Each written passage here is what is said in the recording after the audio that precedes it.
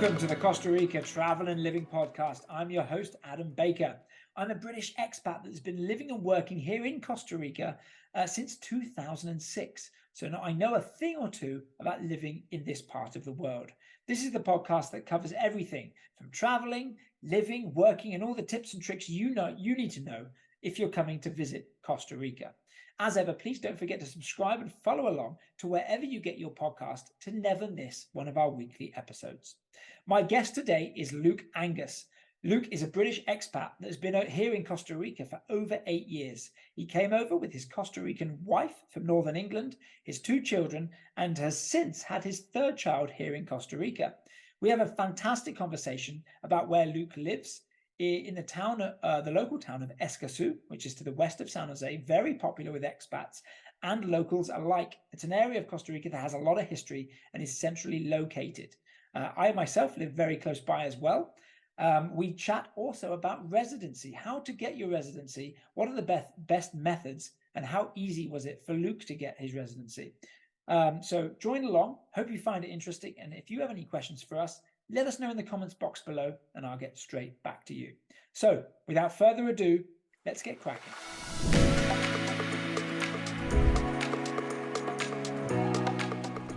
Good morning, Luke. How you doing, mate? Morning, Adam. All right, yourself? I'm pretty good. I know you're a busy man these days, so I appreciate you taking the time to jump on the podcast with me. Yeah, no problem. I'll send you my fee later. Exactly. Well, I already given you an introduction there, so people kind of know what you're about, what you're up to these days. But I think even for myself and those who don't know, tell me a little bit about your story. What brought you to Costa Rica? I believe around 8 years ago now. Give me the backstory. Yeah, I'm married to a Costa Rican. We lived in the UK for a long time, and I came to the end of one job, and we'd always talked about moving to Costa Rica, and it was kind of one of those things. If we don't do it now, you start another job, and it's never, you know how it is, that cycle, right? You get trapped. So we literally sold everything, packed up. There's 2 kids at the time. Packed up all our bags. We literally sold everything and came here with 5 suitcases, I think, and just restarted. Got rid of everything in the UK. Got rid of all the junk, and moved. How long was that process of you deciding to move? Pretty quick. We'd always talked about it, and then I spent sort of 6 months trying to figure out we both did what we wanted to do, and unsure. And then it was just one of those things let's give it a go. If it doesn't work out, we can always come back. So it's just one of those where we had that sort of window of opportunity, and if we didn't take it, I don't think we'd have ever moved. Yeah. And obviously 8 years later, I'm still here. You were both living in Sunderland, in Northern England at the time? Newcastle at the time. Newcastle. So yeah. I guess in terms of the weather, it was an easy decision. Yeah. Again, I don't know. I think the Northeast gets a bad rap. It's cold, but it's not as rainy as the West Coast. South, yeah. But no, definitely weather's a big decision. Not having to wear trousers on a daily basis is kind of nice. Did your missus, did you meet her in England, or did you travel to Costa Rica previously? No, in the US a long time ago. Okay. Yeah. So yeah, college. How much experience did you have of Costa Rica and the culture?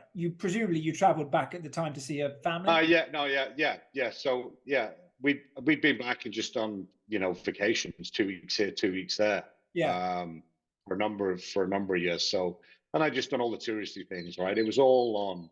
I'd never really lived here before I came here. It was vacation time, travel around, see the family, and then go home.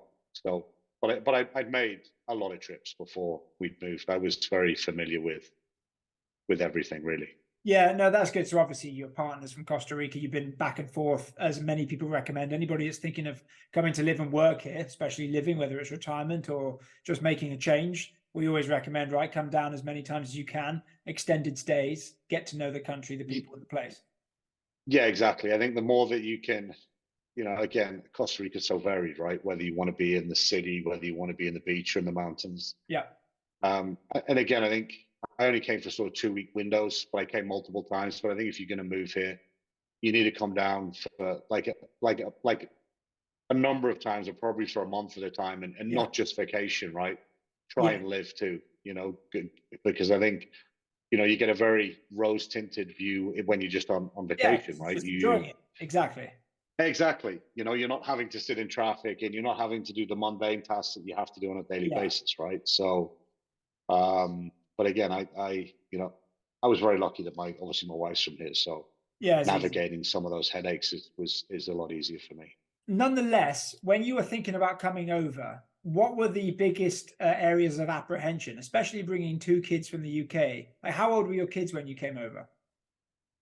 Good question. You're making me think now. Probably 2 and 4, 2 and 4 when we moved. Okay, so they're quite young, so they Um, probably adapt to the schooling system. But what were you guys worried about? And were those worries, did they actually pan out? How did you address them? Again, I think one of the things about living in the UK is there's a lot more support when you've got a small family. Yeah. Whether that's nursery, kinders, all those kind of things. Like everything from sort of the NHS, medical, and all those things that are given to you, and you kind of you don't really appreciate them. But when you leave the UK and you move somewhere else where there's none of that support network, Yeah. the number of like free classes you get for kids and subsidized after school stuff, all that kind of things doesn't exist here. So, again, I think I hadn't even thought about those things when I moved here. We literally hadn't. We just like, let's do it. Let's do it. Like obviously, and I put a lot of faith in the wife, right? That Yeah. that everything would be okay. That's good. That's good to place your faith there. I hope she's watching. Obviously you're based in Escazu, which is kind of it's a suburb of San Jose, very old town, got some history here in Costa Rica, but it's also exploded somewhat in terms of expat living, and foreigners living here. What was the reason for choosing that region? What do you love about it, and what's the kind of expat community for those who don't know? Yeah, I think Escazú is very central for me. Like I can go everywhere that I want to. Like it tends to be, if you live on the east side of the city, you live on the east side of the city. If you live on the west side of the city, you live on the west side of the Yeah, city, it's right? really there's no north south, right? It's just east west. Yeah, but I can get into San Jose Central pretty easily, and all of those places. I can head out to Santana. I can, I think it's a good location. Also, like I'm up in the mountains here, so I like the climate too. Yeah. I've lived in other places, and that's the other thing, right? You can go from here and drive 20 minutes to Santana. Yeah. And it's like a 5-degree difference in temperature. Arguably more. I would even push it to 10 depending on the day. Yeah. Yeah. So, and I think you have everything here, but I don't hit any traffic either, really. Like for what I need on a daily basis. Yeah. Like if you live in some other parts of San Jose, like you're just always up against traffic. But for some reason, if I stay within Escazú, there's very little traffic, and that makes a huge difference when you're trying to just do daily things, right? Yeah. Yeah. No, I'm a big fan of Escazu. I mean, I'm quite close to you, maybe 15 minutes a bit further down, but still high up on the west side of San Jose. I like to hike, and you've got those beautiful mountains, the Cerros of Escazu. As you go up there, whether you take a taxi, you drive, you Uber up there, you feel it get cooler, but you also see the huge variation of houses. It's not necessarily like you've got a lot of massive condo complexes or closed residences, which is kind of nice. And I'm always amazed by the amount of flags I see, like German flags, Swiss flags, British flags, American flags. So you can see that it's kind of, I always feel like Escazú, especially up in the hills, it's kind of an older expat community, one of the first ones that seem to be a bit more. Yeah, I think there's definitely, there's a lot less of that. And I'm not a big fan of condo living. I don't like, my next door neighbors have chickens, they have cows. Old school. Yeah, it's much more campesino, if you want to call it that. And they have a lot more of those kind of traditional festivals and stuff that happens in Escazú. But again, it's definitely, I feel it's a little more Costa Rican than going to say Santana, where it's become like a giant condo complex in some parts of it. So you've still got the local ferias and all, everybody. It's funny. I went somewhere the other day and with my wife to get some plants, and the guy in there knew who I was and where I lived. I was like, Exactly. "You're stalking me," but it's like what it is. It's very old school. People know who everybody is and which street you live in. It's really bizarre. Yeah, which is one of those typical things that you normally see in the rural countryside. If you're living in a Yeah, small village, everybody knows everything, right? Why would you say, and I'm guessing it might be because of the geography, but why would you say that Escazu hasn't necessarily exploded in the same way Santana, Ciudad Colón, Lindora has with those large complexes? I think it was already built up though. I think there wasn't the same land to expand. You know, like if you go into like Lindora, that was all farmland. Yeah, There was nothing there till they actually built the main highway. That was all farmland there, so they've just got a lot more room to expand. And I'm not sure. I'm led to believe up here that a lot of the land though is it's not as easy to build on for restrictions purposes. So if someone has a piece of land, there's you know you're only allowed one house on it. So there are some quite big plots here yeah, that have like one or two houses on it, where if they were somewhere else, they'd have 50 condos. So sure. I think it's just those restrictions too. And again, it's up on the hillside, so it's not as easy to build a condo complex on a hillside versus Yeah, Santana where it's flat and much deeper foundations, more yeah, complications. exactly. Yeah. So When you first came over here, is your wife from this area, or why did you choose Escazú? You already had a good knowledge of the area. we were already in. We were already no. She's her family from Guanacaste originally, but they you know they've lived all over San Yeah, Jose. But we lived in Santana to start off with. Um, it was hot, too much traffic. But a lot yeah, of it was like down to like where we're moving is like schools. yeah. Like I did not want to be for a bit of the time. We were driving 45 minutes to school from Santana, and like it's 45 minutes each way. And for Um, anybody who doesn't on the map, that's barely 2 or 3 miles in between. correct. And With there's a that lot of much people traffic. that drive more than that to get to school, like an Yeah, hour and a half. And I just wanted to be 15 minutes from where my kids went to school, so it was super yeah, easy. Whoever has to pick them up or take them. Again, public transport here sucks. yeah. Depending on where you want to go. So just being close to school was a huge thing for me. So like at rush hour, 15 minutes. If it's not rush hour, it's 12 minutes. Yeah, yeah, yeah. No, no, it totally makes sense. Again, school. One of our mutual colleagues and friends, Mark, similar kind of thing, choosing a location so that his kids can go to a nice school, but also really close by. What some of the surprises? Obviously, your third child was born here, right? Yes. So Yeah. how did that compare to the standard expectation of having a couple of kids in the UK and then your third kid here in I Costa Rica? had to pay to start off with. Right. Yeah, that was the biggest shock. Like Sure. all that stuff's free. It's Yeah. all free in the UK, where I've never paid for any form of healthcare. You know, obviously you do through taxes, right, in the Yeah. UK, but you know, you turn up, it doesn't matter what the bill is. There's no Yeah. bill at the end. Yeah. And it's Where very here yeah, and again, I think it's like here it's you can obviously go to a local hospital and the level of care inside those are great, but they don't have the same standard facilities that exist in the UK. So you know, the UK now has all these birthing centres that are geared up, yeah. special rooms, you know, pools in them, all that kind of stuff. That there's like it's crazy. Where here it's much more of a medical procedure, right? You know, you're Yes. in a hotel room, and they charge you for everything. You know, if you've every single Aware. item that, yeah. And that was the thing that you know, again, when you don't have to pay, like, and again, if you have complications here, you've got to be able to pay or have insurance that covers it. Where in the UK, Yes. it doesn't matter what happens. Right. If you have a really sick kid, it just disappears off to ICU, and there's no bill at the end of it. You Yeah. know, that took some getting used to. I think it's a really good point, and it's worth mentioning. Costa Rica, especially compared to other Central American countries, have a very good healthcare system, which you pay into via tax, unlike the US. So, and we've got mutual friends who've had maybe one kid on the public healthcare system, and then one kid privately. And I know there's pros and cons of both, but like you say, generally the facilities and the immediate services with the Caja, the healthcare system here that you pay into, aren't quite as good if you're compared to paying a private hospital. Right, it's facilities, and I'm guessing it's the speed of service, right? But my Yeah, daughter that broke both bones in one arm, and she was fixed in the government hospital, all perfect. You know, like it yeah, again, waiting times a little bit longer than you might expect if you're yeah, paying, but you know, Yeah. the actual quality of the doctors and their knowledge is as good as anywhere else on the planet. Yeah. I know we're going to get it. I want to talk to you a little bit about working in residency, but before I do so, obviously, if you're a resident of the country, you're probably playing into the national security here. So I remember my daughter was born around 9 months ago, November last year. I was pleasantly surprised. Obviously, there's competition between some of the private hospitals.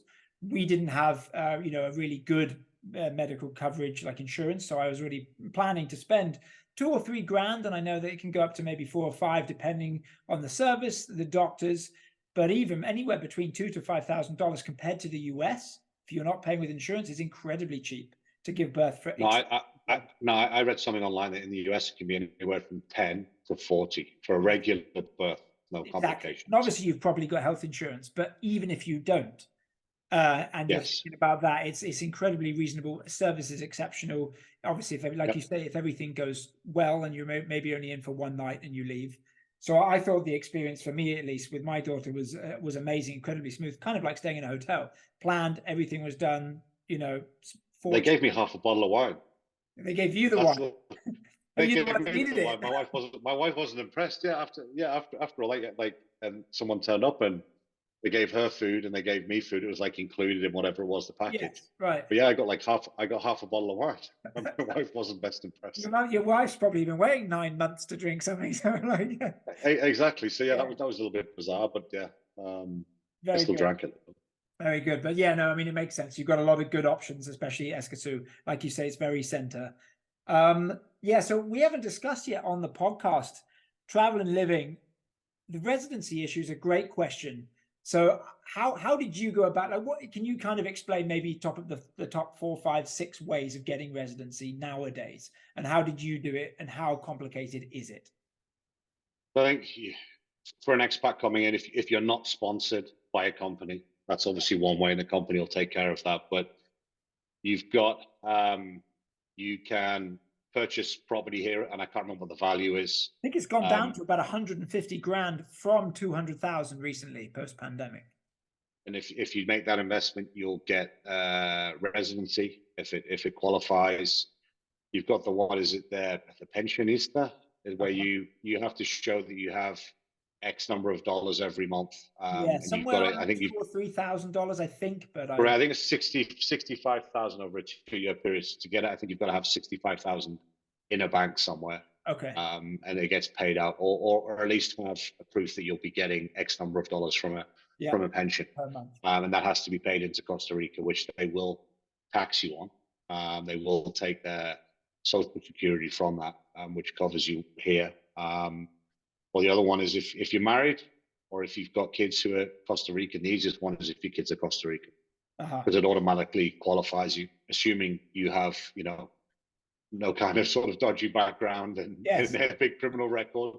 But that's the one I did. My kids were, because of my wife, were Costa Rican, so I applied as their father and not as married to a Costa Rican, because that kind of family thing in Costa Rica is still really, really important. Those kind of family ties. So it's the easiest way to do it. So we made my kids. We went in one day and registered them. Took all of, I don't know, 20 minutes. And then the following week, they're like, you just went in, showed birth certificates, marriage certificate, passports, and they literally signed them up there and then. And they were in the system with a cedula, everything. And the following week, you can obviously go. I went to immigration and stood in line and did all the forms. Yeah. You can obviously pay for it. Like, again, my wife's Costa Rican, so it makes the process. She was pregnant at the time, so we didn't have to queue. God, you had all the advantages, because sometimes those lines are not short. Again, that's one thing. If you're pregnant here in Costa Rica, you get priority service. So I went in with my wife. Yeah. She was pregnant at the time, and literally to the front of every queue. So that cut down a huge amount of waiting. Yeah. So what you want to do is either again, I did joke my wife, we should hire her out, just stand outside, queue skipping service. Play the system. But that was a bit of a pain just because of the lines. And I think if you're not fluent in Spanish, you need to find somebody, and there's plenty of services out there. You need to find a reputable lawyer who, you're going to pay, but if you're not 100% fluent in Spanish, reading and speaking, you know, you're gonna have to pay for somebody. But I just did all the paperwork, paid the money. Went back, I think twice, maybe. You know, you got to do the fingerprints and all these random I think getting the documents is the biggest headache for most people. You know, getting a criminal record from Yes. your home country, all those kind of things. Then once it's done, you can stay. You know, it takes them a while to actually give you residency, to Yeah. give you the card. I think it's like an 8-month wait, something like that. Sounds about But right. once you've got the card, once you've applied, that gives you do not have to exit the country again.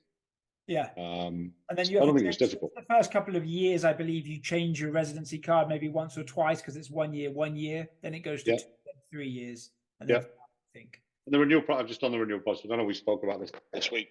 I went into a bank, 2 weeks ago. Yeah. Paid the money, did the forms. I got a text message yesterday saying it's all done, and I've now I got another text message this morning saying it's my residency card's waiting at the post office. Fantastic. And how much is the standard renewal? A year or 2 years? I think I want about 150, $200 at the most. Yeah, something like that. Something like that. I think you pay a fee, then there's some like little small mini processing fees in there. Yeah. So I want to say $150, $200. Yeah. And then you just got to prove that you're up to date with your social security payments. Yeah. No, so it's It's done. interesting. You mentioned the sponsorship, so you did it through your kids as you were married. In Yeah. my case, I was fortunate enough to be sponsored by the business, Costa Rican Vacations at the time. I got my residency a number of years ago before I was married, before I had a local kid. And obviously, if you're coming to get a job here and you want to get a job with the Costa Rica business or based here in Costa Rica, you will need a residency so that you can pay into the Social Security. Obviously, if you're coming as a consultant or an independent worker, you can also sign up to the system, I believe, with the residency card. Or obviously, you can work externally, right? So you can come down here, work from abroad, and usually get paid from the country that's paying you.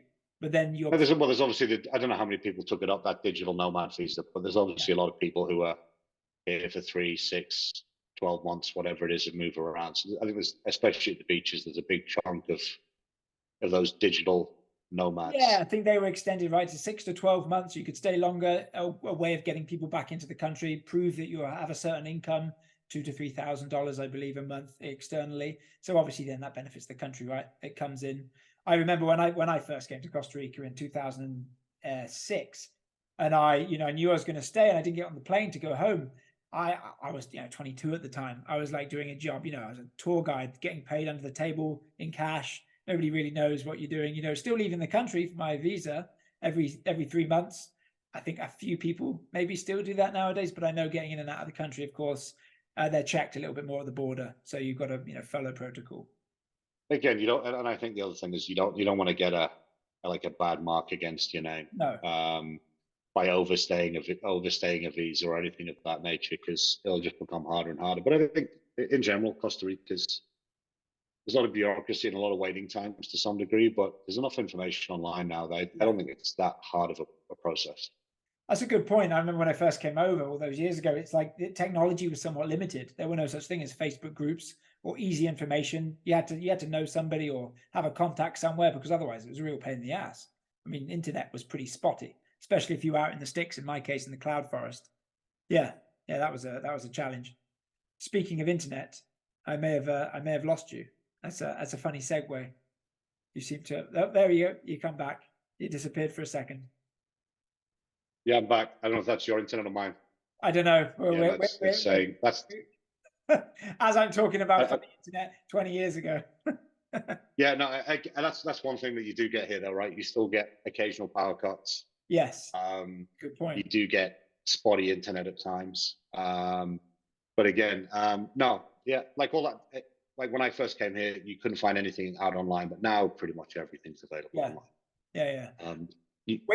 When you first came over 8 years ago, did you have a plan about staying long term, or how long into your Costa Rica tenure did you decide, okay, this is the long run? Oh, you're not there yet. No.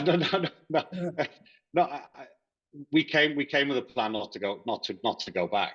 And we came with just being here, but I think it's Yeah, no, we never planned. We never planned to leave. We knew we were going to stay. We never, if it didn't work out, we would have gone back home. But we always had it in our mindset that we were here for the long run. So Yeah. What is the one thing that you say when your mates ask you back home? What's so great about living in Costa Rica? well, whatever happens, I always lie to them regardless, just to wind them up. Obviously, you Uh, don't want to show them the truth. Waiting in no, about. no, well, yeah, yeah. Even if it's on a weekend, I'm not doing anything exciting. I occasionally send them a picture of a beach that I haven't even been to, just saying I'm here today. You're jealous. Uh, um, sorry, what was the question again? No, no. Like, what is the thing that you love the most? Obviously, you've got the family ties, but your personal, yeah. Again, for me, I don't get involved in any of the nonsense that I used to get involved in back home, and by that I mean I don't watch the news, local news. right? I don't deal with any of the political stuff. Like I don't have any of that like noise in the background of my life. Yeah, Like, I don't know. Like I think that's one of the biggest things that I'm here, and I don't care what's happening politically. I don't care what's happening in the local news. Like all of that stress of all that kind of things. Like I don't yeah. know. I don't know. I think it's kind of liberating not to worry about those things. And It's easier to I've turn met. off because it's not so in your face so much. It's not in my face so much, but I think when I first just came here, I just never got involved in any of those kind of things. And I've just gone down that route. It's really easy when you live somewhere that you get hung up on who the next prime minister is going to be. Yeah, I don't vote here because I'm just a resident. I'm not a citizen, yeah, and all those things. So like I just don't get involved. I think it makes your life so much more stress free. And then it's I think as a country, it's less stressful to live here than it is to live in the UK. I think they're just, 100% agree. I don't know. Yeah. You obviously have the things that annoy you, like traffic and all those kind of things. Yeah, But I do think it is a much more easygoing society than elsewhere. I don't think it's yeah. as polarized as some other countries.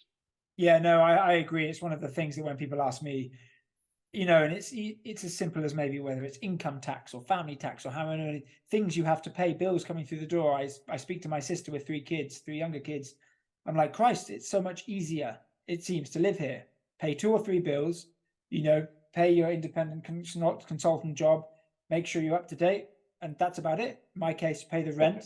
Even with a young daughter, touch wood, healthy, it's just a lot easier. And that, I think, is what you say. And especially when it comes to news and politics and stuff that's easier to turn off, I think that probably has a lot to do with how we were brought up as well, when it's either constantly on the news or in you're down the pub having the same conversation, and those things just not quite as apparent. Or maybe You're not, and I just don't think you're aligned to it, right? You move to a new culture and you're not aligned to like yeah, any sort of agendas that have happened throughout history, right? yeah. That so I think it's liberating in that degree that like you just don't have to worry. At least I don't worry about any of that kind of stuff. Does your missus miss anything from the UK? And if so, what does she miss most about living back home in her case? Good question. I'll have to ask her. I don't know. So there's nothing that she Um, complains about or complained about in the UK before coming back. there's the things you'd expect, right? With weather and things of that nature. And I'm sure there's things like, there's again, you get used to those very easy and fast purchases in the UK. Yeah. Whether it's an Amazon, whether it's whatever it is, right? You don't have those here. You've got to be a lot more thoughtful. But when you need something quickly here, like it's a pain in the backside, right? Yeah. So I'm sure there's those aspects there. Yeah. No, it's very true. If you're going to order something, there are services, but you've got to spend at least 14 days, and then you're paying a little bit more to ship it down. Exactly. So you don't make those cheap, fast purchases. I'm sure if I lived back in the UK or in the US, like I'd have all sorts of random crap coming from That you Amazon don't that I need. don't It just need. keeps coming through the door. No, tell me about it. Yeah, no, it makes sense. You've been in travel obviously for a number of years now, with your position at Costa Rican Vacations. Give us your favorite place in the country. Where do you love to go to relax, disconnect? I really like Guanacaste. I love the Oslo Peninsula. I think it's a magical place, but it's not one of those places that you can just go to for a weekend, right? From San Jose, it's a planned trip. Yeah. So for me, and again, I've just been up in Guanacaste recently, and this when you go hunting like things there, like, and I don't mean animals, but like for things to Yeah, do. yeah. There is, there's some really cool spots, really cool rivers. Like I went to, like again, it's probably like a lesser known version of like Rio Celeste, right, where the water changes color. Yeah. And it cost me $4 to enter. And it's this beautiful river with, where you can walk around, take a swim, and like super, super cheap. At some point, I know it's going to become touristy and it's probably going to end up being $50 to enter.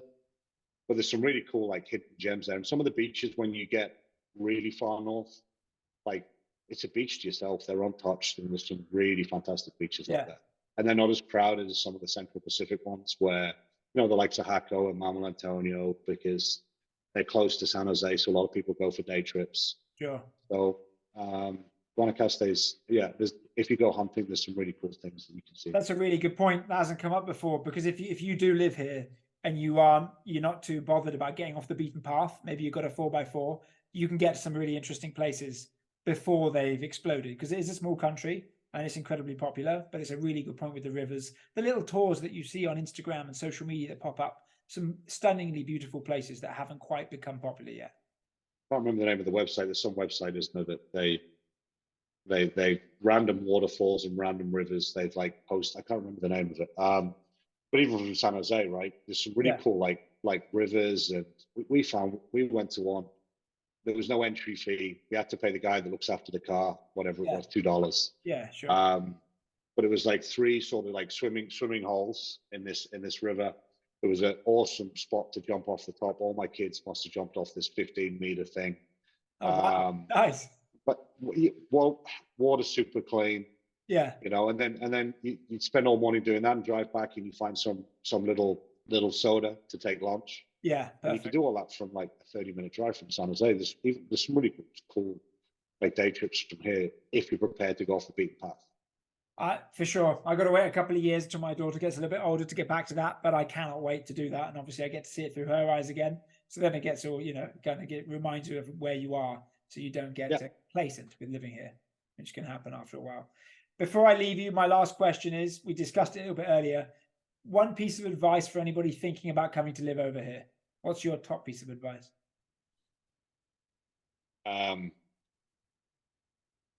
As much research as possible, really. I think people assume that Costa Rica is going to be cheap. Yeah. because it's a Latin American country. Yeah. But if you want to live the same lifestyle that you live at home, maybe a little bit simpler to some degree, it's going to cost you the same as living in the US or in the UK, with the exclusion of like a capital city like New York or London. Sure. But I think a lot of people, like, they don't realize how expensive Costa Rica is. Again, the standard of living here is, the quality of life here for most people, the minimum wage is much higher than other Latin countries, safety, security. Yeah. But it's really to research all those things, because I think that gives a lot of people a big shock about how expensive things are here, because they're not what you would expect of a Latin country had you not been there before. Yeah. Yeah, it's a great piece of advice. I guess it comes into the research and spending time here. But of course, the moment you spend 2, 3, 4 weeks, you will realize how much stuff costs. Going to the supermarket. Going to a supermarket, and try and get your local cereal from home that's been shipped in from Germany or the States or whatever. Yeah. So I think that shocks a few people when they come here. So you need it again. I think. Research. Really understand that it's going to be a good fit for you, because it's a great country. But like every country, it's not for everybody, right? Yeah. No, spot on.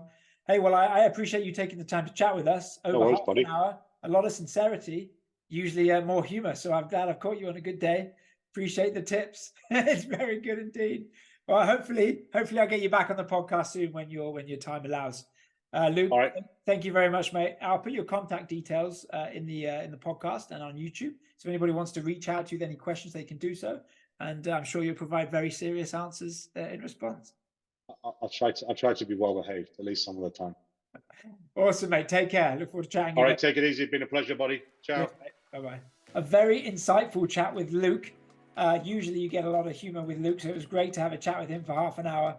and talk about a subject that does come up an awful lot, which is residency, how best to get your residency, what are the methods, and how easy is it? So thank you very much, Luke, for your time, and always interesting to hear about where you live, in this case, Escazu, a town that I really like as well, very close to where I'm based, and wonderful when it comes to expats, especially if you're looking for a nice cool climate in a centralized location. If you have any questions for me or Luke, please let us know in the comments box below. You can also find Luke's information there if you wish to reach out and get in touch about anything Costa Rica related. As ever, please don't forget to subscribe and follow along to wherever you get your podcasts to never miss a weekly episode of the Costa Rica Travel and Living Podcast. So for me, Adam Baker, see you guys next week. Hasta la próxima.